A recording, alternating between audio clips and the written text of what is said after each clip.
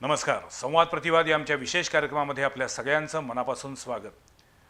गेली पावणे 2 वर्ष कोरोना कोविड-19 या शब्दानं आपलं जनजीवन व्यापून टाकले, विस्कळीत करून टाकले. आता वैताग आलाय. कोरोनाची दुसरी लाट जरा कुठं नियंत्रणात आली, सगळं जनजीवन पूर्वपदावरती येऊ लागलं, तोपर्यंत ओमिक्रॉन नावाचा आणखीन एक शब्द आला आणि कोरोनाची तिसरी लाट येईल की काय अशी भीती निर्माण झालेली आहे, निर्माण केली जाते. आता लोकांना लॉकडाऊन नकोय, लोक लॉकडाऊन स्वीकारण्याच्या मनस्थितीत नाहीये. तिसरी लाट जर खरोखर आली तर काय करायचं याचा विचार सुद्धा करवत नाहीये.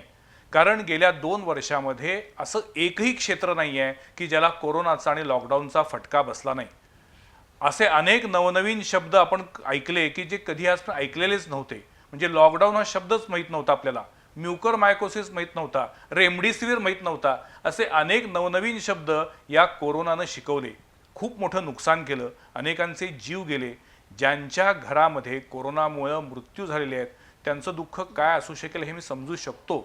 पण आता अशी परिस्थिती आहे की एक वेळ कोरोना परवडला पण लॉकडाऊन नको असं म्हणणारे पण लोक आहेत. कारण जर ज्यांचं हातावरचं पोट आहे त्यांना या लॉकडाऊनमधनं इतकं काही भोगायला लागलं की ते म्हणतायत की आता आम्ही जगायचं असेल तर लॉकडाऊन आम्ही स्वीकारणार नाही. ही एक बाजू झाली. पण मुळात ही जी काही तिसरी लाट येणार असं बोललं जाते त्याच्यामध्ये कितपत तथ्य आहे? ओमिक्रॉन नावाचा हा तिसरा व्हेरियंट किंवा दुसरा व्हेरियंट नेमका आला कुठून आणि असे कोरोनाच्या किती लाटा येतील, कोणकोणते व्हेरियंट येतील आणि मग किती काळ आपण घाबरत जगायचं, या सगळ्यावरती मला जाणून घ्यायचे आणि बोलायचे, समजून घ्यायचे. त्यासाठी पुन्हा एकदा मी आमच्या स्टुडिओमध्ये कोल्हापुरातील ॲस्टर आधार हॉस्पिटलमधील तज्ज्ञ डॉक्टर अजय केणीसर यांना बोलवलं आहे. त्यांचं मी स्वागत करतो. नमस्कार. यापूर्वी सुद्धा कोरोना आणि कोरोना नंतरचे जे काही दुष्परिणाम असतील त्याच्याबद्दल केणीसरांनी वारंवार वेळोवेळी मार्गदर्शन केलं आहे. आज मला या तिसऱ्या लाटेविषयी त्यांच्याकडनं जाणून घ्यायचं आहे. त्याचबरोबर इन्फेक्शन हा शब्द आपण अनेकदा ऐकतो. काय झाले? इन्फेक्शन झालेलं आहे. आता कोविड-19चा जो विषाणू आहे तो एक प्रकारे इन्फेक्शन पसरवतो, म्हणून तो संसर्गजन्य आजार आहे. त्यामुळे इन्फेक्शनला खूप महत्त्व आलेलं आहे. या इन्फेक्शनबद्दल समजून घ्यायचे आणि त्यासाठी आज ॲस्टर आधार हॉस्पिटलमधील डॉक्टर सुमेध लोकापुरे आपल्यासोबत आहेत. त्यांचंही स्वागत आहे. नमस्कार. केणी सर, सुरुवात तुमच्यापासून. पहिली लाट झाली, दुसरी लाट आली, ती अधिक तीव्रतेनं आली, प्रचंड नुकसान झालं. आता तिसरी लाट येऊ घातली आहे असं बोललं जाते जगभर. पुन्हा एकदा राज्य सरकारनं निर्बंध घातलेले आहेत. असा एक आरोप केला जातोय की तिसरी लाट नाहीच आहे, ती आणली जाते आहे. त्याचा एक बागुलबुवा निर्माण केला जातोय. एक अभ्यासक म्हणून, वैद्यकीय शास्त्रातील एक निष्णात डॉक्टर म्हणून तुम्हाला काय वाटतं की खरोखर अशी तिसरी लाट येण्याची शक्यता आहे का? एका वाक्यात उत्तर द्यायचं म्हटलं तर तिसरी लाट ही येणारच होती. तिसरी लाट येणार हे जेव्हा पॅन्डेमिक सुरू झालं तेव्हापासूनच ठरलं होतं. ठरलं होतं? कोरोनानं ठरवलं होतं. बर. हे तू, मी किंवा आपले राज्यकर्ते नाही ठरवत. त्याला कारण सांगतो. 1918 ते 1920 यामध्ये अशाच प्रकारचं स्पॅनिश फ्लूचं पॅन्डेमिक झालं होतं. बरोबर. त्यावेळी जवळजवळ 50 कोटी लोकांना याचा प्रादुर्भाव झाला होता आणि जवळजवळ 5 कोटी लोकांचा मृत्यू झाला होता. हे त्यावेळेचे आकडे आहेत. अनकन्फर्म, म्हणजे कन्फर्म आकडे. अनकन्फर्म किती झाले माहीत नाही, जास्त होते त्याच्यापेक्षा. तर त्या पॅन्डेमिकमध्ये सुद्धा 3 लाटा आल्या होत्या. आणि त्या आत्ता जसा आपण ग्राफ जर काढला, दुसरा लाट जरा जास्त आणि तिसरी लाट कमी, असंच त्यावेळेचं होतं. ह्याच्या आधी लोकांनी जे संशोधन केलेलं आहे त्यात 3 ते 5 लाटा ह्या अशा प्रकारच्या पॅन्डेमिकमध्ये येतात. जे तुम्ही आता 3च्या पुढे 5 पर्यंत जायला लागलाय. आपली मानसिक तयारी पाहिजे त्याला. हे तुझ्या माझ्या हातात नाहीये. त्याला कारण सांगतो. नाही, आपल्या हातात नसलं तरी लोकांच्या मनात आता अशी निर्माण झाली आहे भावना की विशिष्ट राज्यांमध्ये निवडणुका होतात त्यावेळी कोरोना असत नाही. विशिष्ट राजकीय पक्षांना जेव्हा अडचणीचं वाटायला लागतं त्यावेळेला लॉकडाऊन आणला जातो का? अनेक हॉस्पिटलना कोरोनाच्या काळामध्ये त्यांच्यासाठी ती आपत्ती नव्हती, इष्टापती होती. लाखो रुपयांचं बिलिंग झालं. त्यामुळं हॉस्पिटल्सनी कमाई करून घेतली. डॉक्टरनी धुतलं लुटलं असं बोललं जातंय. सो या सगळ्या कारणासाठी कोरोनाच्या लाटा आणायच्या, वरच्यावरती आणायच्या, असं काही कुठं प्लॅनिंग होते का, अशी एक शंका आहे. नाही, असं असं मला वाटत नाही. मी राजकारण आणि पैसे ह्याच्याबद्दल काही बोलणार नाही इथं. असं कोणी करू शकेल असंही वाटत नाही मला. म्हणजे असं म्हटलं जातं की चीननं हा व्हायरस सोडला, पण चीनला पण नुकसान झालं. चीनचं जगात नाव बर्बाद झालेलं आहे. म्हणजे आता अशी परिस्थिती आली की लोकांनी चीनचे प्रॉडक्ट्स नको, आम्हाला आमचे उत्पादन बनवतो. चीनचा काय फायदा झाला, तो विषय वेगळा आहे. पण मग मुळात कोरोना मॅनमेड आहे का, त्याचं कुठलंही प्रूफ मिळालेलं नाहीये. तुम्हाला काय वाटतं? नाहीये. मग तो आत्ताच का आला? माहिती नाही का आला तो. असं काही ते ठरवून येतं का? या सगळ्या गोष्टी नवीन असल्यामुळे याच्यावर संशोधनाची जास्त गरज आहे. नाही, आता कसं आहे, जवळपास 2 वर्ष झाली कोरोना येऊन. आता या 2 वर्षामध्ये तुमच्यासारख्या तज्ज्ञ डॉक्टरनी जे काही वाचलं असेल, जे काही अभ्यास केला असेल, म्हणून आज मी पुन्हा हे प्रश्न थेट विचारतोय तुम्हाला, की जसं आत्ता आपण सुरुवातीला म्हटलं की संसर्गजन्य आजार आहे, आणि सर आत्ता म्हणले की 3री लाट 5वी लाट पण येऊ शकते, कारण यापूर्वी तसे अनुभव आहेत. पण मग सर त्या अनुषंगाने तुम्हाला विचारतो की 19व्या शतकामध्ये ज्या वेळेला स्पॅनिश फ्लू आला 1910 ते 1915च्या दरम्यान, त्यावेळेचं वैद्यकीय क्षेत्र आणि आत्ताचं वैद्यकीय क्षेत्र याच्यामध्ये जमीन आसमानाचा फरक आहे. नक्की प्रचंड संशोधन झालं, नक्की जमीन असं प्रचंड ऍडव्हान्स टेक्नॉलॉजी आली, पण मग तरी सुद्धा अजून त्यावेळेचेच अनुभव आपल्याला आता वाटतात की तसेच येणार पुन्हा म्हणून. नाही, त्यावेळी ज्या गोष्टी त्यांच्या निदर्शनास आल्या आणि त्यावेळी मास्क घालणे, सोशल डिस्टन्सिंग करणे किंवा हात धुणे, हे त्यावेळेचे पण गाईडलाईन्स होत्या, त्याच आत्ता सुद्धा लागू पण पडत मग गेल्या 100 वर्षात जे काही संशोधन झालं ते काय मग चुलीत गेलं का? जे संशोधन झालं त्याच्यामुळे एक गोष्ट झाली चांगली, की आपल्याला आता व्हॅक्सिन मिळालेलं आहे. त्यावेळी व्हॅक्सिन मिळत नव्हतं. त्यावेळी जगात कुठं कुठं चाललंय हे कळत नव्हतं. आत्ता कसं झालंय, आज अमेरिकेत काय घडलं नवीन संशोधन, उद्या आम्हाला ते कळतं. इतक्या फास्ट आपल्याला ह्या संशोधनाचा फायदा झालेला आहे. रेमडेसिवीर, फॅव्हिपिरावीर यासारखी औषधं किंवा अँटीबॉडी कॉकटेल यासारखी औषधं ताबडतोब उपलब्ध झालेली आहेत आपल्याकडे यावेळी, ते त्यावेळी नव्हते. वॅक्सिन सुद्धा आपण खूप कमी वेळात प्रोड्यूस केला. म्हणजे मी त्याच्याकडे येणार आहे. म्हणजे वॅक्सिनची उपयुक्तता, नेमकं कुठलं वॅक्सिन घेतलं तर ते अधिक प्रभावी, ह्याच्याबद्दल जे काही आता कन्फ्युजन वाढलेलं आहे त्याबद्दल आपण बोलणार आहोत. पण तुमच्या मते ह्या 100 वर्षातल्या संशोधनामुळं आपण कोरोना नियंत्रणात आणण्यात यशस्वी ठरलो? नक्कीच. पण आता 3री लाट येणार असं तुम्हाला ठाम वाटतंय? मी म्हणतोय 3री लाट सुरू झालेली आहे. बरं, त्याचा ग्राफ कसा असेल? का सांगतो तुला, ग्राफ दुसऱ्या लाटेसारखा असणार नाही. पण मी काय ज्योतिषी नाही, मी काय भविष्य सांगणार नाहीये. पण आता कसं आहे, दुसऱ्या लाटेला आपली तयारी नव्हती. दुसऱ्या लाटेला आपल्याकडे औषधं फारशी नव्हती. दुसऱ्या लाटेला आपल्याकडे व्हॅक्सिन नव्हतं. दुसऱ्या लाटेला बाकीचे जे अँटीबॉडी कॉकटेल किंवा अशा प्रकारचे जे उपचार होते ती पद्धती नव्हती दुसऱ्या लाटेला. आता हे सगळं आपल्याकडं आहे. आता आपल्याकडे बेड्स आहेत, आपल्याकडे ऑक्सिजन रेडी आहे, आपल्याकडं आम्ही सगळेजण आत्ता 2 वर्षाच्या अनुभवानं आम्ही तयार आहोत. अच्छा. ही तयारी असल्यामुळं याचबरोबर आमची अशी अपेक्षा आहे की सगळ्या जनतेनं आम्हाला सहकार्य करावं. कुठं करावं सहकार्य, की ह्याचं लवकर निदान झालं पाहिजे. पण लोक जर उशीरपर्यंत जर बसले तर याही लाटेमध्ये मृत्यूचं प्रमाण होऊ शकेल. पण हे टाळता येण्यासारखं आहे. पण ओमिक्रॉन हा तेवढा धोकादायक विषाणू नाही असं अनेक ठिकाणी, मी अगदी आज मी बातमी वाचली की अमेरिकेच्या शास्त्रज्ञांनी जो काही संशोधन केलेलं आहे त्यानुसार ओमिक्रॉन तेवढा जीव घेणा विषाणू नाही आहे. त्याला सांगतो कारण काय ते. आता हे अल्फा बीटा हे सगळं जे आहे, ही त्या कोरोना व्हायरसच्या म्युटेशन म्हणतो आम्ही त्याला, मराठीत त्याला उत्परिवर्तन म्हणतात. ह्या म्युटेशनला दिलेली नावं आहेत. हा जो डिसेंबर 19 मध्ये चीनमध्ये जे वुहानमधनं जो व्हायरस आलेला आहे आपल्या मनुष्यामध्ये, तोच हा व्हायरस आहे. पण हा व्हायरस काय, त्याच्याकडे असे एक चांगला गुण आहे की त्याला आपल्याबरोबर राहायचं आहे, म्हणून तो स्वतःच्या रूपामध्ये बदल करतो. त्याला म्युटेशन म्हणतो. म्हणून ते अल्फा बीटा नंतर आपल्याकडे डेल्टा आला, राईट. आता त्याचंच पुढचं नाव हे ओमिक्रॉन दिलेलं आहे. ओमिक्रॉन म्हणजे नवीन कुठला व्हायरस आलेला नाहीये, तो करोना व्हायरसच आहे. त्याचं आजच्या रूपाला नाव दिलेलं आहे ओमिक्रॉन. पण तो कमी घातक आहे का? नंबर 1. नंबर 2, तो कमी घातक म्हणण्यापेक्षा तो जास्त पसरायला लागलेला आहे. बर त्याला कारण आपण जे अँटीबॉडीज तयार करतो, आपण जे व्हॅक्सिन घेतो, आपल्यामध्ये जी प्रतिकारशक्ती निर्माण होती, त्या प्रतिकारशक्तीला बायपास करून त्याला आपल्यात राहायचं आहे. त्याला राहायचं आहे आपल्याबरोबर, बर म्हणून तो आपल्या रूपात बदल करतो. अशाच प्रकारचा अनेक व्हायरस आहे आपल्याला माहिती असलेला, इन्फ्लुएन्झा.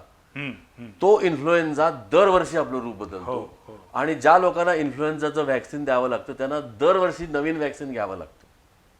पण तो माईल स्वरूपात आहे, त्यानं मृत्यूचं प्रमाण नाही किंवा असं खूप पसरतो असा भाग नाही. आणि पसरला तरी तुम्हाला फ्लू होतो एखाद दुसरा दिवस, तुम्ही घरी थांबता आणि बरे होऊन कामाला लागता. तसंच ह्या व्हायरसचं काही दिवसांनी किंवा काही वर्षांनी होणार आहे, कारण हा व्हायरस आपल्यात राहणार आहे. तो पॅन्डेमिक पासून एंडेमिक होईल. एंडेमिक म्हणजे स्थानिक, म्हणजे इथल्या इथंच राहील, काही पॉकेट्समध्ये राहील आणि आपल्याला जास्त त्रास देणार नाही. हे एक झालं. दुसरं तू जे म्हणला की हा जास्त धोकादायक नाही, कारण 29 नोव्हेंबरला हा पहिल्यांदा सापडला साऊथ आफ्रिकेमध्ये. तेव्हापासून जे काही पेशंट आलेले आहेत त्यामध्ये सिरियस पेशंटची संख्या कमी आहे. बरोबर. काही पेशंट घरातल्या घरातच ट्रीटमेंट घेऊन बरे होत आहेत. हो. काही लोकांना माइल्ड किंवा असिम्प्टोमॅटिक अशा प्रकारचं याचे प्रेझेंटेशन आहे. त्यामुळे अजूनपर्यंत तरी ही लाट जरी आली तरी त्या लाटेमुळं मोठा हाहाकार माजेल, खूप मृत्यू होतील असं दिसत नाही. ही त्यातल्या त्यात समाधानाची आणि दिलासा देणारी बाब आहे. त्यामुळं लोकांनी जरी बातम्या आल्या तरी घाबरून जायचं कारण नाही. पण एका बाजूला घाबरून जायचं कारण नाही असं जेव्हा म्हणतो आम्ही, दुसऱ्या बाजूला बेफिकीर पण राहायचं नाही. बरोबर. हे जास्त महत्वाचं आहे. आमची यंत्रणा तयार आहे, सरकार तयार आहे, माणसं तयार आहेत का याला तोंड द्यायला? हा मोठा माणसं प्रश्न तयार आहे. नाही आहेत, कारण त्याच्यातनं जी काही लुटमार होतीये, कोरोनाच्या नावाखाली जो काही लॉकडाऊन आणला जातोय त्याच्यातनं निर्माण होणारे जे काही प्रश्न आहेत त्यामुळे माणसं तयार होत नाहीत. त्या विषयाकडे नंतर जाऊया. डॉक्टर सुमेध लोकापुरे सर आपल्या सोबत आहेत. तुम्ही ॲस्ट्रा आधारमध्ये इन्फेक्शन कंट्रोलर म्हणून पण काम करता. मला सगळ्यात पहिल्यांदा विचारायचं, इन्फेक्शन म्हणजे काय, होतं काय? आजकाल डॉक्टरांकडे गेलं आणि डॉक्टरांनी तपासलं की इन्फेक्शन झाले. ते कशाचं इन्फेक्शन आहे, कशामुळे होतंय?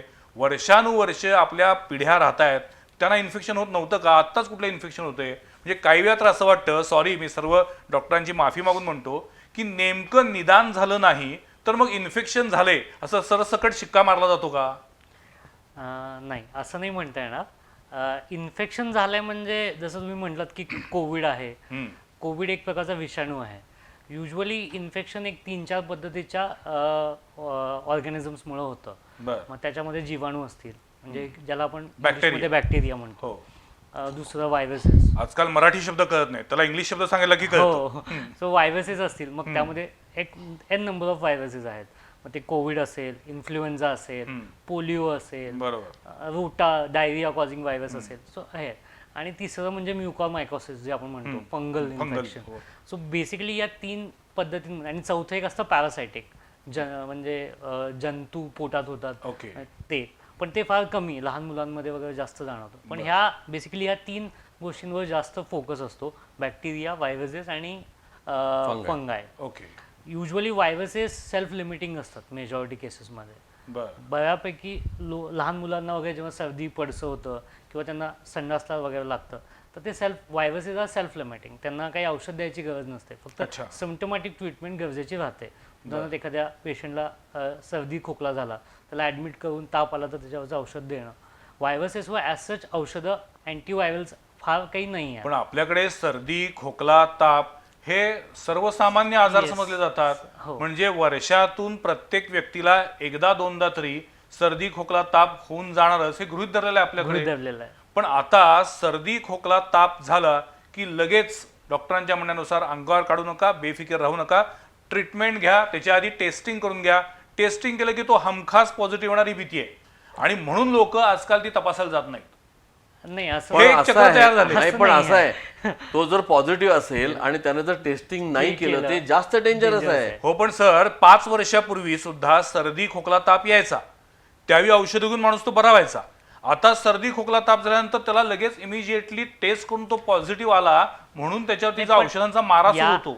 आजच्या घडीला सगळ्यांचे सिम्पटम्स सेम असल्यामुळे सर्दी, खोकला, पडसं हे कशामुळे झालंय? आजच्या घडीला आपण कोविडच्या याच्यात राहतोय, कोविडच्या विश्वात राहतोय, कोविड आपल्याला माहिती आहे.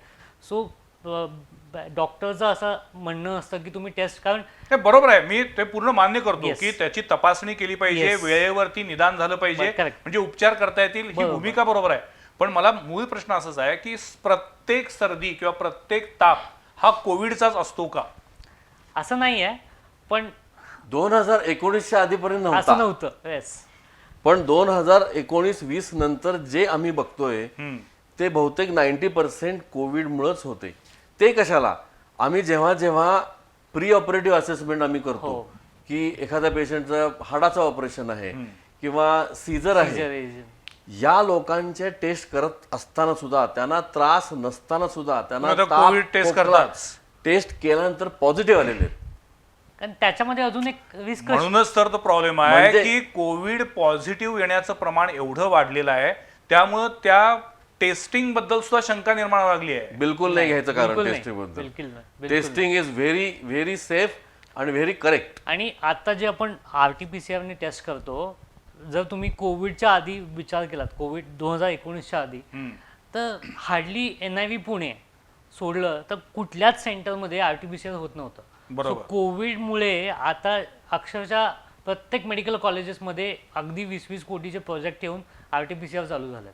सो जेव्हा कोविड जाईल आपल्यातून किंवा कोविड जेव्हा एंडेमिक होईल, त्याचा त्याच लोकांना खूप फायदा होणार आहे. आणि RT-PCR आजच्या घडीला गोल्ड स्टँडर्ड टेस्ट आहे तसं बघायला गेलं तर. म्हणजे तुम्हाला काहीही जर आयडेंटिफाय करायचं असेल तर you can do with that test. तुम्ही आता बोलताना एक अतिशय चांगलं आणि महत्वाचं वाक्य बोललात की कोविड ज्यावेळी जाईल आपल्यातून, तर अशा पद्धतीचे जे संसर्गजन्य आजार येतात, लाटा येतात, त्या जातात का पूर्णपणे? जाईल म्हणजे हा जो हे आहे नाही, जाऊ शकतं. नाही, कारण आता मी स्पॅनिश सांगतो. फ्लू आला आणि गेला. नाही, स्पॅनिश फ्लूचा दुसरा भाग आला ना, पार्ट 2 पार्ट 3 आला, पण तो जास्त हॅवॉक केलं नाही.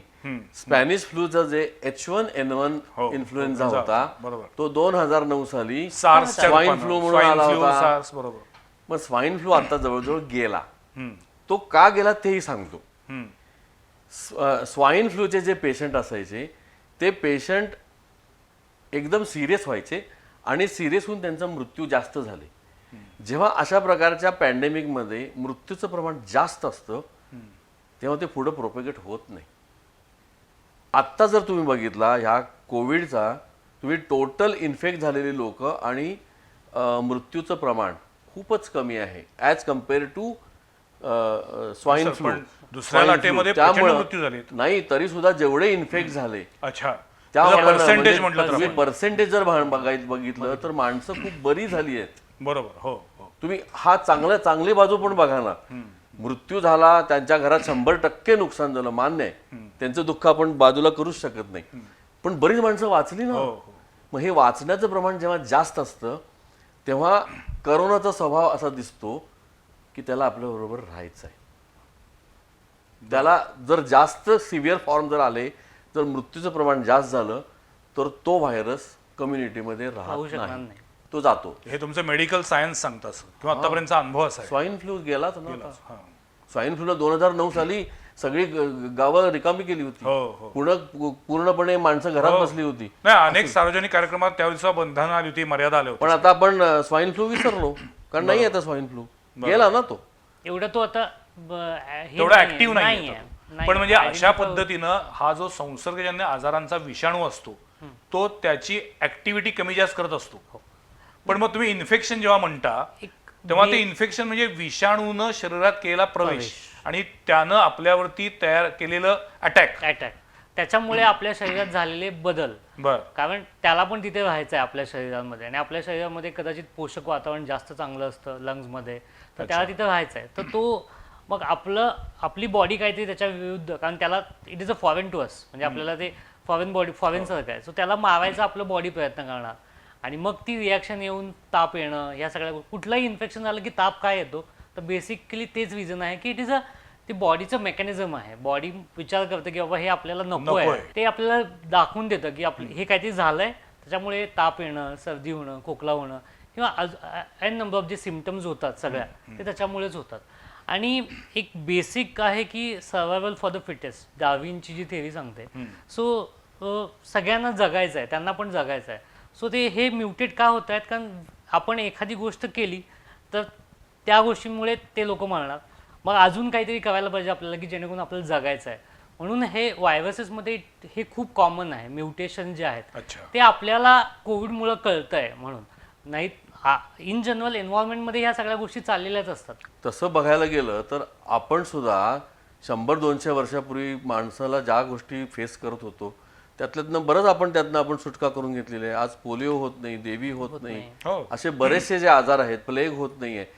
या ह्याच्यात आपण म्युटेशन झालंय की नाही सांगता येणार नाही, पण आपण त्याच्यावर विजय मिळवलेला आहे, वॅक्सिन आणलेली आहेत, त्यामुळं आपणही आपल्यात बदल करतो. मला दुसरा एक प्रश्न विचारायचा होता की कोविडच्या काळामध्ये अनेकांच्या शरीरातली ऑक्सिजनची मात्रा कमी झाली आणि मग त्यांना ऑक्सिजन आर्टिफिशियल कृत्रिमरित्या द्यावा लागला. आणि आत्ताही अशीच भीती आहे. म्हणजे 2च दिवसापूर्वी राज्याचे आरोग्यमंत्री राजेश टोपे यांनी असं स्टेटमेंट केलं की राज्यामध्ये जर पुन्हा एकदा 800 मेट्रिक टन दररोज ऑक्सिजन लागायला लागला किंवा त्याच्यावरती गेलो तर आपण पुन्हा एकदा लॉकडाऊनचा विचार करायची वेळ येईल. त्यामुळं ऑक्सिजनचं प्रमाण जे काही हॉस्पिटलमध्ये लागणार आहे त्याच्यावरती आता लॉकडाऊन लावायचं की नाही हे ठरणार आहे. तर मुळात मला विचारायचं आहे की या कोविडच्या विषाणूमध्ये असं काय आहे, तो आपल्या शरीरातला ऑक्सिजन शोषून घेतो, काय होतं, बाहेरचं ऑक्सिजनची गरज का भासते? नाही, कसं आहे, या कोविडच्या विषाणूला पोषक असं वातावरण फुफ्फुसात असतं. ओके. म्हणजे फुफ्फुसातल्या ज्या पेशी आहेत त्या पेशीमध्ये ते व्हायरस जाऊन चिकटतं आणि तिथं गेल्यानंतर त्या पेशींना ते मारायचा प्रयत्न करतो व्हायरस. ओके. आणि त्यानंतर आपल्या शरीराची रिॲक्शन म्हणून जी घटना घडतात त्यामुळं आपल्या फुफ्फुसामध्ये मोठ्या प्रमाणात न्यूमोनिया होतो. अच्छा. न्यूमोनिया म्हणजे काय की जिथं आपले वायुकोश असतात छोटे छोटे की ज्याच्यामध्ये ऑक्सिजन घेतला जातो आणि कार्बन डायऑक्साईड सोडला जातो, तिथं हे सूज येते साध्या भाषेत म्हटलं तर, किंवा तिथं पाणी भरतं, इन्फ्लमेटरी एक्झुडेट म्हणतो आम्ही त्याला. त्यामुळं आपल्या फुफ्फुसातले ऑक्सिजन घेणारे युनिट्स कमी होतात. अच्छा. देवानं तसं बघायला गेलं तर आपल्याला खूप मोठा रिझर्व दिलेला आहे. आपल्याला एक फुफ्फुस आपल्याला एक्स्ट्रा दिलेला आहे आणि आपण फुफ्फुसाची 100% कॅपॅसिटी कधी वापरत नाही. बर. नेहमी डे टू डे लाईफमध्ये 100% आपल्याला वापरायला लागत नाही. ॲथलेट्स पळणे किंवा प्राणायाम किंवा हिमालयात ट्रेकिंग करायला गेले त्या लोकांना हे सगळे वापरायला मिळतं. आणि जेव्हा हे निमोनियाचं प्रमाण इतकं होतं की हे रिझर्व्ह कॅपॅसिटीमध्ये सुद्धा त्याला ऑक्सिजन घेता येत नाही, तेव्हा ऑक्सिजनचं प्रमाण रक्तातलं कमी होतं. अच्छा. म्हणजे व्हायरस डायरेक्ट डॅमेज पण करतं आणि त्याचबरोबर व्हायरसच्या अगेन्स्ट जे आपली शरीराची इम्युनिटी काम करते ती थोडीशी जास्त प्रमाणात काम करते आणि त्यामुळे डॅमेज व्हायला लागतं जास्त. तो जो एक्सचेंज असतो तो एक्सचेंज होऊ शकत नाही. म्हणजे ऑक्सिजन घेणं आणि कार्बन डायऑक्साईड सोडणं. म्हणजे आपण ऑक्सिजन घेतो आणि आपल्या बॉडीमध्ये तो ऑक्सिजन पुढे जातो आणि कार्बन डायऑक्साईड जो आपण बाहेर काढतो तो एक्सचेंज होत नाही. त्यामुळे बॉडीमध्ये थोडीशी ऑक्सिजनची कमतरता जाणवायला लागते आणि मग आपल्याला आपण बघितलं तर मग आपलं ऑक्सिजन सॅच्युरेशन कमी झालंय असं. पण म्हणजे हे बेसिकली हे न्यूमोनियाचं लक्षण आहे. हे त्यात कोरोना त्याला जबाबदार असं म्हणता येणार नाही डायरेक्टली. कोरोनामुळेच होतो ना न्यूमोनिया होतो. अच्छा. पण आता मला सांगा, कोरोना शोषून घेत नाही ऑक्सिजन. हा बरोबर, तो विषाणू शोषून घेत नाही, आपलं शरीर शोषून घेणारे युनिट्स कमी होतात. स्पेसिफिकली लंग्सवरच ते कोरोना जे चिकटतो जिथे जाऊन ते त्या सेल्स लंग्सवरच असतात, म्हणजे फुफ्फुसातच असतात. त्यामुळे त्याचा पहिला अटॅक डिरेक्टली फुफ्फुसावरच होतो युजली. आता आपण मगाच्या मुद्द्याकडे जाऊया. आता जे वॅक्सिनेशन झालेलं आहे, ज्यांचे 2 डोस पूर्णपणे झालेले आहेत त्यांना या ओमिक्रॉनची कितपत भीती आहे का? हे 2 डोस झाल्यानंतर त्या माणसानं स्वतःला सेफ समजावं? असं आहे की पहिला डोस झाल्यानंतर साधारणतः एक 50% इम्युनिटी मिळते. दुसरा डोस झाल्यानंतर 85 ते 90% आपल्याला इम्युनिटी प्रोटेक्शन मिळते असं म्हणूया साध्या भाषेत. आता हे प्रोटेक्शन होतं आत्तापर्यंत जे व्हेरियंट्स होते त्यांच्या अगेन्स्ट होतं, म्हणजे अल्फा, बीटा, डेल्टा पर्यंत आपल्याला ते प्रोटेक्शन होतं. त्या डेल्टाला सुद्धा प्रोटेक्शन जरी असलं तरी 2 डोस घेतल्यानंतर डेल्टामुळेच इन्फेक्शन झालेले पेशंट पण येत आहेत. बरोबर. म्हणजे डेल्टासाठी सुद्धा अजून ते 100% होत नाही. तसंच ओमिक्रॉनमध्ये सुद्धा पेशंट यायची शक्यता आहे. तिथं सुद्धा 100% प्रोटेक्शन नाही आहे. तो जो ओमिक्रॉन आहे तो ह्या प्रोटेक्शनला बायपास करून आपल्या शरीरात राहायचा प्रयत्न करणार आहे. पण असं दिसून आलंय की जरी इन्फेक्शन झालं हम्म. तरी ते इन्फेक्शन सिरियस फॉर्मकडे जात नाही. अच्छा. म्हणजे जी काही थोडीफार इम्युनिटी आपल्याला असती त्या इम्युनिटीवर ओमिक्रॉन येऊ दे नाही तर डेल्टा येऊ दे, माइल्ड टू मॉडरेट एवढं इन्फेक्शन होतं आणि पेशंट त्यातनं बरा होऊ शकतो. पण मग त्याला आता बूस्टर डोस द्यायची जी एक चर्चा सुरू झाली आहे त्याच्याबद्दल तुमचं मत काय आहे? अशी गरज आहे का बूस्टर डोसची? आत्तापर्यंतचं संशोधन असं सांगतं की साधारणतः 3 ते 6 महिन्यानंतर डोस घेतल्यानंतर 3 ते 6 महिन्यानंतर ही जी इम्युनिटी आहे किंवा जे हे प्रोटेक्शन आहे तर प्रभाव कमी होतो. कमी व्हायला लागतं. बर. ते पुन्हा वाढवण्यासाठी बूस्टर घेणं गरजेचं आहे असं पण दिसतंय. मग आपल्याकडे पोलिओचा डोस एकदा लहानपणी घेतला किंवा देवीचा आपण त्यावेळी लस घेतो ती एकदा घेतली की ती आयुष्यभर पुरती. हो, तशी ही लस आयुष्यभर पुरण्याची नाहीये. अजून आलेली नाहीये. म्हणजे आता आपण ज्या आत्ता लसीचे 2 डोस घेतलेले आहेत त्याला सुद्धा मर्यादा आहेत हे आपण मान्य करतोय का? करेक्ट करेक्ट त्याला मर्यादा आहेत कारण त्याच्या 6 महिन्यानंतर बूस्टर डोस घ्यावा लागेल. अरे बापरे. एक समजून घ्या पूर्वीच्या आजारांच्या ज्या लसी निघाल्या हम्म. त्या लसी 5 ते 10 वर्षांनंतर निघाल्या. हम्म. आणि त्या लसीमध्ये त्यावेळचे सगळे त्यांनी विषाणू टाकले होते. म्हणजे पूर्ण विषाणू. पूर्ण विषाणू. ह्याचा कोरोनाचे अजून आता नवनवीन विषाणू येत येत आहेत. आहेत. नवीन विषाणू तोच आहे. त्याचं म्युटेशन बदलत चाललंय. नाही आता जे बहुतेक जे व्हॅक्सिन्स आहेत त्याच्या स्पाइक प्रोटीनच्या अगेन्स्ट व्हॅक्सिन आहेत.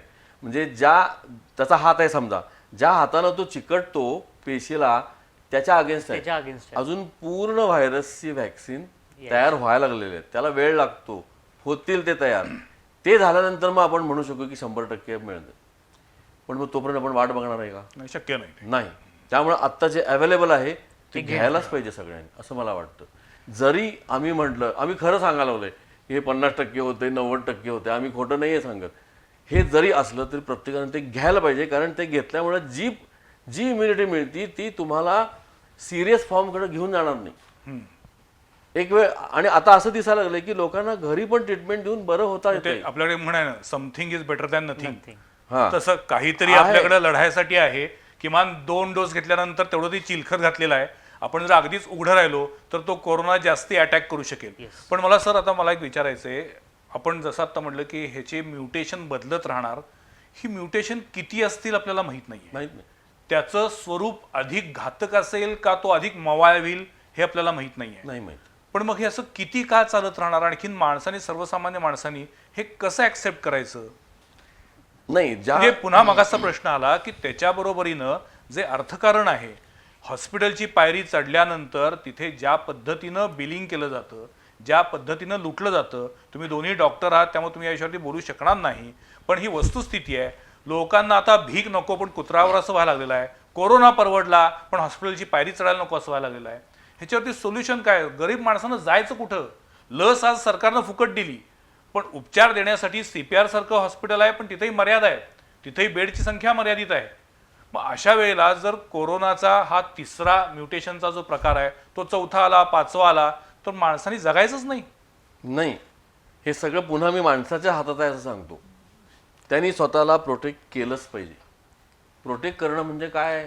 साध्या सोप्या गोष्टी आहेत. मास्क मला असं वाटतं एकदा डॉक्टरांची कॉन्फरन्स घेऊन त्याच्यामध्ये पण हे बोललं पाहिजे की माणसांना जगवायचं असेल तर डॉक्टरांनी पण विचार केला पाहिजे, हॉस्पिटलने पण विचार केला पाहिजे की आपण बिल करताना पेनानं लिहितोय का हातोडी सुरा घेऊन बसलोय हे एकदा हॉस्पिटलने पण चेक केलं पाहिजे. सॉरी मी स्पष्ट बोलतोय थोडंसं कारण ही वस्तुस्थिती आहे. गेल्या 2 लाटांमध्ये जे याच्याबद्दलचे पिचलेले लोक आहेत ते लोक अक्षरशः शिव्याशाप देतात हॉस्पिटलला, तळतळाट देत आहेत, अनेक हॉस्पिटलच्या नावानं खडे फोडतायत. सो आता लोकांना असं झालंय की आता आम्हाला कोरोना नको, काय व्हायचं असेल ते होऊ दे पण आता आम्ही ऐकणार नाही. एकीकडे तुम्ही सायंटिफिकली बोलताय, तुमचं म्हणणं बरोबर आहे, पण आता आपण म्हणलं की आपल्याला पुढं याचं भवितव्य काय हे आज आपण सांगू शकत नाहीये. पण ॲट द सेम टाइम लोकांनी पण ॲज अ कम्युनिटी म्हणून मास्क घालणे जेव्हा गर्दीमध्ये असतात. आज आपण बघितलं तर किती लोक मास्क घालतात, खूप कमी लोक मास्क घालतात, खूप कमी लोक स्वतःसाठी सॅनिटायझर बाळगतात. ह्या सगळ्या गोष्टी त्याला कारणीभूत आहेत की म्हणजे जो ट्रान्समिशन होतं त्याचं. सो मास्क घालणं, गर्दीच्या ठिकाणी जर गरज नसेल तर न जाणं, या गोष्टी लोकांनी पण तितक्याच पद्धतीनं पाळल्या पाहिजेत. ॲटलिस्ट मास्क घालणं तर खूप महत्त्वाचं आहे आणि आता तो आपला अविभाज्य घटक झाला आहे. मी एक दुसरा वेगळा मुद्दा तुमच्या निदर्शनास आणतो, तुम्ही दोन्ही डॉक्टरांच्या पुढं, जे कष्टकरी आहेत, जे प्रचंड राबतायत सकाळी 7 वाजल्यापासून, म्हणजे अगदी ऊस तोडणी कामगारांपासून ते दगड फोडणाऱ्यांपर्यंत, जी मतिमंद मुलं आहेत, अंध मुलं आहेत, यांच्यामध्ये जर आपण बघितलं तर कोरोनाची लागण होण्याचं प्रमाण कमी आहे असं निरीक्षण आहे. यांना बऱ्यापैकी कोरोनाची लागण झालेली नाही आहे. याचं कारण काय असेल? नाही, आता असं आहे की म्हणजे त्यांचे कष्ट जास्त आहेत, त्यामुळे त्यांच्याकडे इम्युनिटी पॉवर जास्त आहे का? हे इम्युनिटीशीच रिलेटेड, त्यात काय प्रश्नच प्रश्न नाही. नाही. हे इम्युनिटीशीच रिलेटेड. पण सर, मी हा अतिशय जबाबदारीने प्रश्न विचारतो आणि ही चांगली गोष्ट आहे की अंध, अपंग, दिव्यांग, मतिमंद या अशा सगळ्या एका पिढीला किंवा एका वर्गाला कोरोनाची लागण त्या मनानं खूप कमी झालेली आहे. त्याचा कधी तुम्ही विचार केलात की असं काय असू शकेल? नाही, त्याचबरोबर मी आणखीन काही 2-3 गोष्टी सांगतो की आम्हाला करोनाच्या सुरुवातीला असं वाटलं होतं की ज्या लोकांना फुफ्फुसाचे क्रॉनिक आजार आहेत हां. त्या लोकांना ह्या करोनामुळे जास्त जास्ती, त्रास हो, असं वाटलं होतं. पण टीबी घ्या, अस्थमा घ्या किंवा सीओपीडी घ्या, ह्या प्रकारच्या लोकांना करोनाचं जास्त लागण झाली नाही. आणि जरी अरे झाली बापरे, बरं. तरी जास्त प्रमाणात थोडे काही पेशंट आहेत, पण नाही असं सर, नाही. मग लॉजिकली विचार केला तर ज्यांच्या फुफ्फुसामध्ये ऑलरेडी काही आजार आहेत त्यांना त्याचा जास्ती त्रास व्हायला पाहिजे होता. बरोबर आहे की पण लॉजिकली सुदैवानं तो झाला नाही.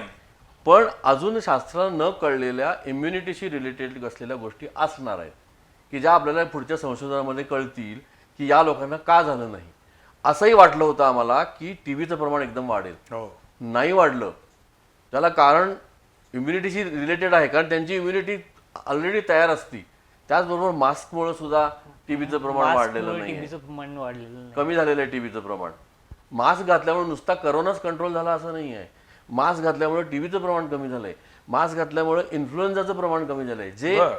थंडीच्या काळामध्ये फ्लू सारखे जे सारखे आजार आजार होतात व्हायचे. की जे हवेतनं पसरतात, त्या आजारांचं प्रमाण कमी झालेलं आहे. त्यामुळं ह्या गोष्टी, प्रिकॉशनच्या गोष्टी जर केल्या तर त्याचा नक्की फायदा होणार आहे. आणि तू जे म्हणतोस की ते हॉस्पिटल नका चढू पायरी, पण स्वतःची काळजी घ्या ना. लग्न समारंभ 5-5, 2-2 हजार लोकांनी घेऊन कशाला करायला पाहिजेत? सभा कशाला घ्यायला पाहिजेत? निवडणुका कशाला व्हायला पाहिजे? निवडणुका कशासाठी घ्यायला पाहिजेत? ह्या गोष्टी आता सिनेमा हॉलमध्ये कशाला जायला पाहिजे? घरी बसून तुम्ही सिनेमा बघू शकता. तुम्ही मॉलमध्ये कशाला जायला पाहिजे? पण घरच्या सर, घरी ऑनलाईन. पण त्यामुळे एका वर्गाचा रोजगार संपतोय, त्यांचं उत्पन्न थांबलेलं आहे. त्यामुळे हे सगळं चक्र जे आहे ते डिस्टर्ब झालेलं आहे. याच्यात आपल्याला मार्ग हुडकून काढले पाहिजेत.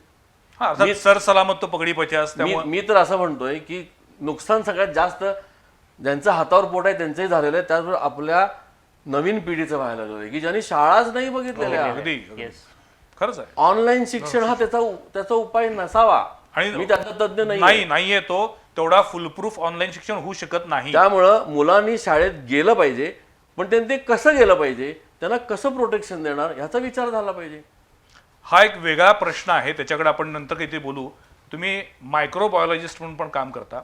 मला सगळ्यात विचारायचं आहे की यापूर्वी अशी कोल्हापुरात सुद्धा उदाहरणं आहेत की एका लॅबमध्ये कोरोनाची टेस्ट निगेटिव्ह आली, दुसऱ्या लॅबमध्ये ती पॉझिटिव्ह आली, किंवा उलटं झालंय, पहिल्या लॅबमध्ये पॉझिटिव्ह आली, दुसऱ्या ठिकाणी ती निगेटिव्ह आली. असं घडू शकतं का शास्त्रीयदृष्ट्या? असं होऊ शकतं, कारण कसं आहे, जेव्हा आपण लॅबमध्ये सॅम्पल टेस्टिंगला देतो त्याच्यासाठी जेव्हा रिझल्ट किंवा रिपोर्ट पॉझिटिव्ह निगेटिव्ह जो काही येतो तो यायच्या मागे किंवा तो जेव्हा आपण त्या रिपोर्ट आपल्याला मिळतो त्याच्या मागे बऱ्याच प्रोसेसेसमधनं जावं लागतं. उदाहरणार्थ सिम्पल सांगायचं म्हटलं तर सॅम्पल कलेक्शन. तुमचं सॅम्पल कसं घेतलं गेलं आहे, म्हणजे ज्या काही कुठल्याही लॅबमध्ये घेतलं आहे किंवा हॉस्पिटल्समध्ये घेतलं आहे, लॅब सॅम्पल जर व्यवस्थित कलेक्ट केलं नसेल किंवा सॅम्पल झालं नसेल कलेक्शन, किंवा सॅम्पल जिथं कलेक्ट केलं आहे तिथून लॅबमध्ये जायचं जो ट्रान्सपोर्टेशन असतं त्याच्यामध्ये काही प्रॉब्लेम्स असतील तर अशा वेळी ते पॉझिटिव्ह असेल तरी ते निगेटिव्ह येऊ शकतं. सो ही एक गोष्ट. किंवा एखादा पेशंट कुठल्या स्टेजमध्ये तुमच्याकडे आला आहे, म्हणजे त्याचं जे त्या प्रत्येक टेस्टची एक सेन्सिटिव्हिटी असते. बाबा फॉर एक्झाम्पल 10 व्हायरसेस आहेत ते आयडेंटिफाय करणार, 10च्या खाली असेल तर ते निगेटिव्ह येईल. तर मग त्या केसमध्ये जर तो खूप अर्लियर फेजमध्ये आला असेल डे 1ला आणि कदाचित त्या दिवशी निगेटिव्ह येईल, पण जर दुसऱ्या दिवशी किंवा तिसऱ्या दिवशी टेस्ट केले तर तो पॉझिटिव्ह असू शकतो. हे खूप कॉमन आहे करोनाबद्दल.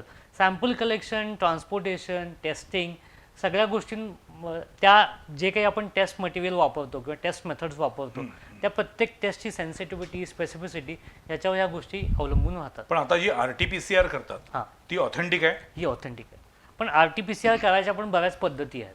बर, म्हणजे RT-PCR फक्त एक RT-PCR एक मोठं नाव आहे, पण Okay. RT-PCR वेगवेगळ्या मशीननी करू शकतो. काही त्यातली सेन्सिटिव्ह आहे, काही त्यातली जास्त सेन्सिटिव्ह आहेत, काही मधल्या लेवलची आहेत, काही कमी सेन्सिटिव्ह आहेत. बरं. सो अशा पद्धतीनं त्या टेस्ट होत असतात, पण त्याप्रमाणे त्याची कॉस्ट पण वाढते, अच्छा. असं आहे. आणि हे हे हे कॉमन आहे की कॉस्ट वाढते हा तर आपल्याकडचा कॉमन मुद्दा आहे. नाही, जेवढं आपण त्याला जेवढं ती आपण जास्त सेन्सिटिव्ह करायचा प्रयत्न करू तर तो तसं होत. मी हा मुद्दा किंवा प्रश्न का विचारला तर काही दिवसांपूर्वी CPR मध्ये त्या ज्या काही त्याच्या टेस्टिंग कार्ट्रेज आल्या होत्या त्या म्हणजे सदोष होत्या आणि त्यामुळं चुकीच्या पद्धतीनं चाचण्या झाल्या असं बोललं जात होतं. तर असं कार्ट्रेजमुळं चाचणीचा रिपोर्टवरती परिणाम होऊ शकतो का? No comments. म्हणजे आय मीन ते आता तिथंच अडचणीचा प्रश्न विचारलाय मी, ठीक आहे, पण असं होऊ शकतंय मला कळलेलं नाही, आहे. ह्या So, टेक्निकल गोष्टी आहेत ना, technical होऊ गोष्टी आहेत शकते या. ना. टेक्निकल गोष्टी आहेत या. पण म्हणजे ह्याला पुन्हा की ह्या मानवी चुका आहेत ह्या आणि त्याचा परिणाम त्या रुग्णांवरती होतो. म्हणजे जर कार्ट्रेज जर सदोष असेल तर त्याच्यातून येणारी टेस्ट ही ऑथेंटिक मानता येणार नाही आपल्याला. मला नाही. तसंच विचारायचं सर, रेमडेसिवीरचा पण अतिरेकी वापर झाला असं वाटतंय तुम्हाला? रेमडेसिवीरचा अतिरेकी वापर झाला होता असं नाही, असं काय म्हणणार नाही मी, पण सरकारनं ज्या गाईडलाईन्स घालून दिलेल्या आहेत हम्म. त्या गाईडलाईन्स प्रमाणे जर रेमडेसिवीर दिलं तर त्याचा अतिरेकी वापर होणार नाही. आता रेमडेसिवीर मध्येच गायब झालं, हम्म. ते का झालं, ते कशामुळे झालं, मग त्यानंतर काय झालं, हे चर्चा आपण करून काय उपयोग नाही, नाही. त्याच्यावरती आणखीन 1-2 एपिसोड होतील. हा. म्हणजे ते गायब झालं का गायब केलं, ते कुणी केलं, त्याच्या मागं काय अर्थकारण होतं, हा वेगळा मुद्दा. मी RT-PCR बद्दल हा. अनेक सांगू हो. इच्छितो की ही जी RT-PCR आहे हम्म. त्याची सेन्सिटिव्हिटी आहे 70%. ओके. याचा अर्थ असा आहे, हे मागच्या एपिसोडमध्ये पण सांगितलं असतं की 100 पैकी 100 रुग्ण असतील ज्यांना कोरोना झालेला आहे, त्यातल्या 70% लोकांचं 70 लोकांनाच पॉझिटिव्ह येतं. मग ते 30% लोकांना त्रास असून सुद्धा, आजार असून सुद्धा ते निगेटिव्ह येऊ शकतं. मग अशा वेळी काय केलं पाहिजे, सामान्य लोकांसाठी सांगतोय मी, की तुम्हाला त्रास आहे ना, की तुम्हाला अजूनही टेस्ट निगेटिव्ह जरी असली तरी तुम्हाला असेल असं वाटत असेल, कारण कसं आहे, टेस्ट निगेटिव्ह असली की माणसं म्हणतात मला काही झालेलं नाही, मी निघालो बाहेर, तो माणूस बाकी बाहेर जाऊन दुसऱ्यांना इन्फेक्ट करू शकतो. अशा वेळी ती टेस्ट 2-3 दिवसांनी पुन्हा केली पाहिजे. अच्छा. त्यावेळी ती पॉझिटिव्ह येऊ शकते. नंबर 1. नंबर 2, तुम्हाला ऑक्सिजनचं प्रमाण कमी व्हायला लागलं आहे किंवा धाप लागायला लागली आहे, तुम्ही डॉक्टरांच्याकडे जाऊन HRCT किंवा रक्ताच्या तपासण्या ज्या गरजेच्या आहेत त्या केल्या पाहिजेत. काही वेळेला आमच्याकडं गेल्या लाटेमध्ये असे बरेच पेशंट होते की ज्यांची टेस्ट कायमच निगेटिव्ह यायची, पण त्यांना अगदी टिपिकल कोविडचा निमोनिया झाला होता. अरे बाप. आणि त्यांना कोविडचीच ट्रीटमेंट देऊन आम्ही बरं केलेलं आहे. म्हणजे अशा वेळी तो निगेटिव्ह आहे म्हणजे तो नाही असं म्हणून स्वतःला खुश करून घेण्यात काय अर्थ नाही. काय वेळेला म्हणजे त्याचं गणित पण तसं आहे की टेस्ट दुसऱ्यांदा केली तर त्याची पॉझिटिव्हिटी 80-85% वाढते. आणि आणखीन जर 3 ते 5 दिवसांनी केली तर त्याची सेन्सिटिव्हिटी 90 ते 95% वाढते. त्यामुळे काही वेळेला रिपीट टेस्ट करणं हे जास्त गरजेचं आहे. आपल्याकडे आणखीन एक टेस्ट आहे, rapid antigen test, RAT test. ती स्वस्त आहे, ती लवकर होती, पण त्याची सेन्सिटिव्हिटी 50% आहे. म्हणजे 50% वेळेला पेशंटला आजार असून सुद्धा ती निगेटिव्ह येईल. जर पण पॉझिटिव्ह असं असेल, का असत नाही, आजार नसताना सुद्धा 50% तो पॉझिटिव्ह येईल. जर व्हायरस असेल तर पॉझिटिव्ह येईल. असिम्प्टोमॅटिक असतातच लोक याच्यात.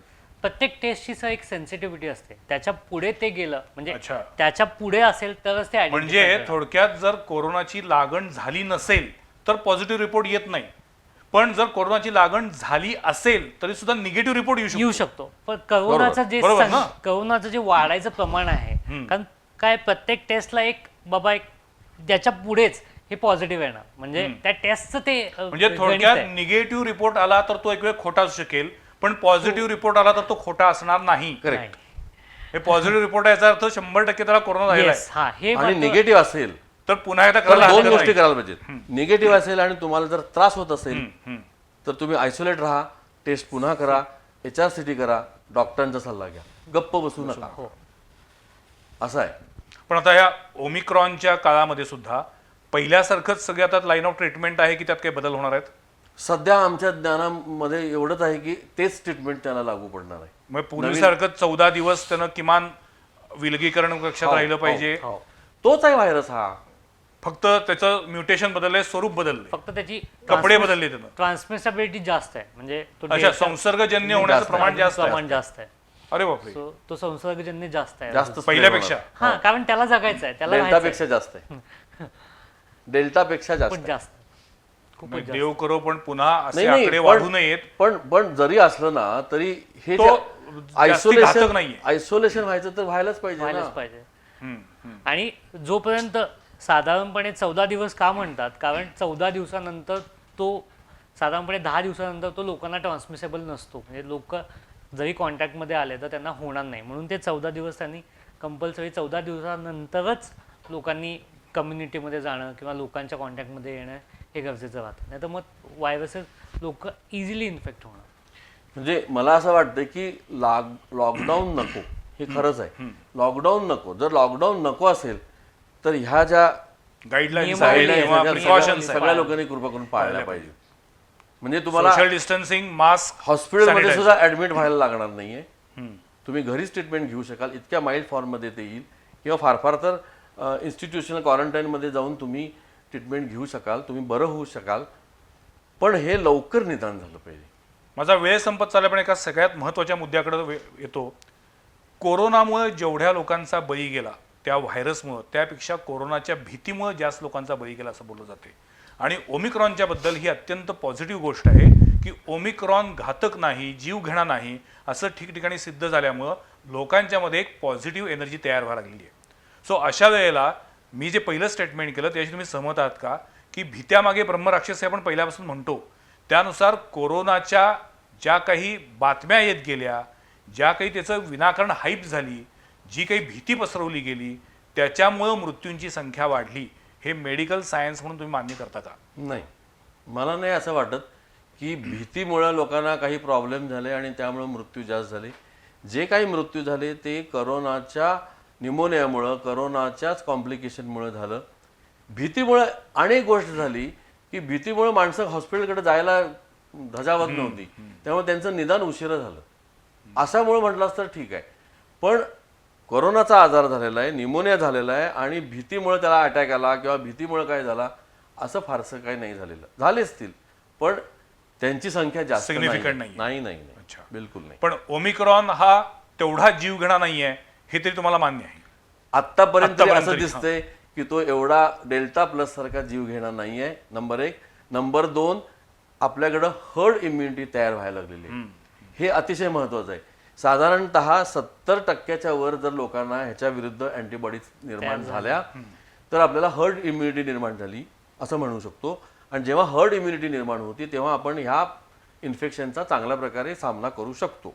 आता ही हर्ड इम्युनिटी कशी तयार होती? एक तर व्हॅक्सिनमुळं किंवा तुम्हाला जर इन्फेक्शन झालं तर. अच्छा. पण असं कोणी म्हणू नये ते व्हॅक्सिन नको, मला इन्फेक्शन झालं तर होऊ दे. कारण व्हॅक्सिनमुळं आजार होत नाही. हो बरोबर, साईड इफेक्ट नाही किमान त्याला. नाही, त्याला 1-2 दिवस ताप सोडला तर काही बरोबर. साईड इफेक्ट नाही. तरी लोक का घेत नाहीत मला कळत नाही. पण लोकांनी जर असं म्हटलं की मला व्हॅक्सिन नको, मला आजार होऊ दे, तो जीव घेणं ठरू शकतो. त्यामुळं हर्ड इम्युनिटीसाठी तुम्ही इन्फेक्ट व्हा असं सांगणं बरोबर नाही. व्हॅक्सिन घ्या हे मात्र बरोबर आहे. पण मी जर कोविशिल्ड घेतली असेल दोन्ही डोस, तर मला आता बूस्टर डोससाठी पुन्हा कोविशिल्डचाच घ्यावा लागेल का कोवॅक्सिन घेतलं चालेल? आतापर्यंत संशोधन भारतातलं असं सांगतंय की जे तुम्ही कोविशिल्ड घेतलंय तर कोविशिल्डच घ्या, कोविशिल्डच कोवॅक्सिन घेतलंय तर कोवॅक्सिनच घ्या. परदेशामध्ये ह्याच्या उलट सुलट पण चाललेलं नाही, आहे. आता तुम्ही जी कॉकटेल जे देताय, कॉकटेल अँटीबॉडी ते वेगळं आहे. बर, कॉकटेल अँटीबॉडी ह्या रेडीमेड अँटीबॉडीज आहेत. ओके. आणि त्या जर पहिल्या 72 तासामध्ये पेशंटला मिळाल्या तर पुढचा आजारच होत नाही, ऍडमिटही करायला लागत नाही. बर. मग असं ह्या गेल्या 3-4 महिन्यामध्ये आम्ही बऱ्याच लोकांना दिलेलं आहे. त्यातलं कोणीही ऍडमिट झालं नाही, त्यांना कोणीही लुटलं नाही, कारण ते घरीच राहिले. पण कॉकटेलचा दर अजून सर्वसामान्यांना परवडेल असा नाहीये. तो येईल ना काही दिवसांनी. त्यात एक 3-4 कंपन्या आल्या की त्याचा दर येईल खाली ना. पण मग आता तुमच्या दृष्टीनं कॉकटेल अँटीबॉडी देणं हा याच्यावरचा रामबाण उपाय आहे, असं रामबाण उपाय असं नाही म्हणता येणार. म्हणजे पण तरी प्रभावी उपाय आहे. कॉकटेल अँटीबॉडी देऊन सुद्धा आजार पुढे गेल्याची उदाहरणं आहेत. आहेत. ओके. पण मोस्ट ऑफ द टाइम्स जर पहिल्या 2 दिवसात जर पेशंट आमच्याकडे आले, अच्छा. हे फार दुर्मिळ होत चाललेलं आहे की माणसं अंगावर काढतात 7-8 दिवस आणि मग येतात, तेव्हा त्या कॉकटेल अँटीबॉडीचा काही उपयोग नाही. जर पहिल्या 2 दिवसात ते आले आणि त्यानंतर अँटीबॉडी कॉकटेल दिलं तर खूप चांगल्या प्रमाणात पेशंट बरे झालेले आहेत. आता जो ओमिक्रॉन आलेला आहे त्याची बाधा झाल्यानंतरची लक्षणं पहिल्यासारखीच, सेम सर्दी, अगदी ताप, सर्दी, खोकला, ताप, खोकला, थोडस कणकण, अंग दुखणे, स्पेसिफिकली मसल पेन, अच्छा. म्हणजे ह्या सगळ्या गोष्टी सेमच राहणार आहेत आणि ट्रीटमेंट पण सेमच राहणार, इवन टेस्टिंग पण सेमच राहणार. फक्त त्या अनुषंगाने एक सांगू इच्छितो की ओमिक्रॉन आयडेंटिफाय करण्यासाठी आपल्याला ते सॅम्पल्स आपण युजली आता जीन सिक्वेन्सिंगला पाठवतो, कारण ते आपल्याकडे अवेलेबल किट्समध्ये आयडेंटिफाय नाही होत. त्यामुळे अजून ते पुण्याला पाठवून त्यात 2 दिवस जात आहे. पुण्याला पाठवतो आपण किंवा पण ICMR मध्यंतरी मी एक बातमी आम्हीच दिली होती की ICMR एक नवीन किट काहीतरी डेव्हलप अजून केलं पण आहे. ते हो त्याच्यावर प्रयत्न चालू आहेत. म्हणजे ते किट अजून मार्केटमध्ये असंच अवेलेबल नाही आहे. ओके. त्यामुळे सध्या ओमिक्रॉन झालाय तर तो आयडेंटिफाय होत नाही असं नाही, तो आयडेंटिफाय होतो, पण तो ओमिक्रॉन आहे की डेल्टा, अल्फा, ओके. कुठला व्हेरियंट, जो काही व्हेरियंट, तो आयडेंटिफाय करण्यासाठी तुम्हाला सिक्वेन्सिंगच करावं लागतं. पण मग आता तुमच्याकडे एखादा जेव्हा संशयित रुग्ण येतो हो. त्यावेळी तुम्ही जेव्हा त्याची RT-PCR टेस्ट करता त्यावेळी पहिल्यांदा रेग्युलर स्वॅब घेऊन तुम्ही करता Correct. आणि त्याच्यामधनं जर तो पॉझिटिव्ह आला आणि जर सस्पेक्ट वाटला तर तो ओमिक्रॉन टेस्टिंगला जातो. करेक्ट. का प्रत्येक पेशंटचा तर ओमिक्रॉनच्या दृष्टीनंच तुम्ही रिपोर्ट घेता? आपण त्याची ट्रॅव्हल हिस्ट्री पहिले विचारतो, कारण ओके. ट्रॅव्हल हिस्ट्री खूप महत्वाची राहते. ओके. ट्रॅव्हल हिस्ट्री जर त्या अनुषंगाने असेल, परदेश ट्रॅव्हल असेल, कारण जेव्हा ओमिक्रॉन आला तेव्हा तो परदेशातूनच येत होता. सो पहिले ट्रॅव्हल हिस्ट्री असेल अनुषंगाने, किंवा घरात कोणी आलं असेल, अजून 4 घरातल्या लोकांना सिमिलर सिम्पटम्स असतील, तर त्या केसमध्ये आम्ही गव्हर्नमेंटला ते कळवतो आणि मग ते सॅम्पल्स आम्ही जीन सिक्वेन्सिंगला पाठवतो. तुम्ही इतकी वर्ष काम करताय, प्रदीर्घ काळ डॉक्टर म्हणून सेवा देताय, काय वाटते किती वर्ष जातील याच्यात अजून? मला असं वाटतं की 2021 मध्ये ज्या प्रकारे आम्हाला हे त्याला तोंड द्यावं लागलं तसं 2022 मध्ये नाही होणार. वा, व्हेरी गुड. साधारणतः 2022च्या एंडपर्यंत जवळजवळ जाण्याच्या परिस्थितीत येऊ शकू आपण. हे म्हणजे कोरोना मुक्त करोना मुक्त त्या दिशेने एक पाऊल तरी किमान. करोना मुक्ती नाही मिळणार आपल्याला, एखाद्या वेळेस करोना राहील आपल्याबरोबर, पण तो आपला फ्रेंडली म्हणून राहील. तो म्हणजे एखादा वॉर्ड, काही ठराविक रूम्स आम्हाला ठेवायला लागतील. पेशंट आल्यानंतर त्याला आयसोलेट करावं लागेल, त्याला ट्रीटमेंट द्यावी लागेल, किंवा अँटीबॉडी कॉकटेल देऊन घरी थांबावं लागेल.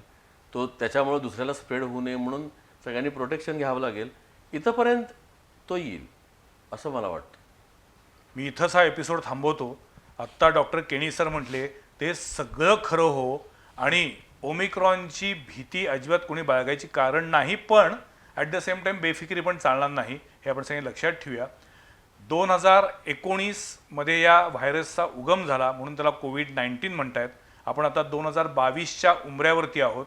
आता ज्या पद्धतीने सरांनी सांगितलं 2022 मध्ये तरी किमान ह्याच्यावरती कंट्रोल, नियंत्रण मिळवायला आपल्याला जर यश मिळालं तर मला वाटतं गेल्या 3-4 वर्षातील वैद्यकीय शास्त्रानं जे काही संशोधन केलं आहे त्याला खऱ्या अर्थानं काहीतरी फळ लावेल, आणि ते नक्की लाभेल असं मला वाटते.